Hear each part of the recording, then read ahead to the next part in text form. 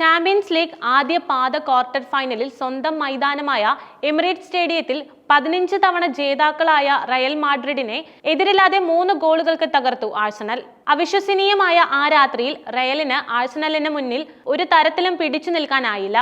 ആദ്യ പകുതിയിൽ നന്നായി തുടങ്ങിയ ആഴ്സണലിന്റെ ആദ്യ ഗോൾ ശ്രമങ്ങൾ റയൽ ഗോൾ കീപ്പർ കോർട്ടിയോ തട്ടിമാറി.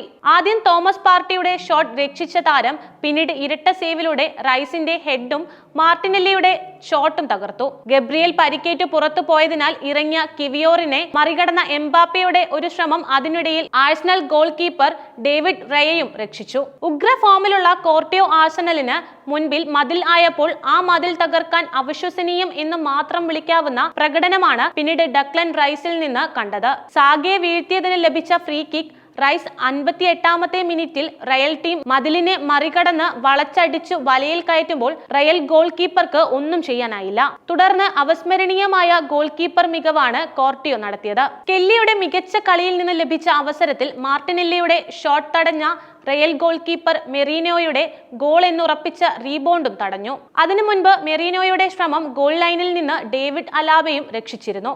70-ാമത്തെ മിനിറ്റിൽ ഒരിക്കൽ കൂടി സാഗയെ വീഴ്ത്തിയതിന് ലഭിച്ച ഫ്രീ കിക്ക് ആദ്യത്തേതിലും മികവിലും ഭംഗിയിലും റൈസ് വലയിൽ എത്തിച്ചപ്പോൾ കാണികൾക്കൊപ്പം ആഴ്സണൽ താരങ്ങളും തലയിൽ കൈവച്ചുപോയി. അത്രമേൽ ഭംഗിയുള്ള സുന്ദര ഫ്രീ കിക്ക് ആയിരുന്നു ഇംഗ്ലീഷ് താരത്തിൽ നിന്ന് ഉണ്ടായത്. 5 മിനിറ്റിനുള്ളിൽ മികച്ച ടീം നീക്കത്തിന് ഒടുവിൽ കെല്ലിയുടെ പാസിൽ നിന്ന് മികച്ച ഷോട്ടിലൂടെ ഗോൾ കണ്ടെത്തിയ ആഴ്സണലിന്റെ makeshift striker Mikel Merino Arsenal ജയം പൂർത്തിയാക്കി.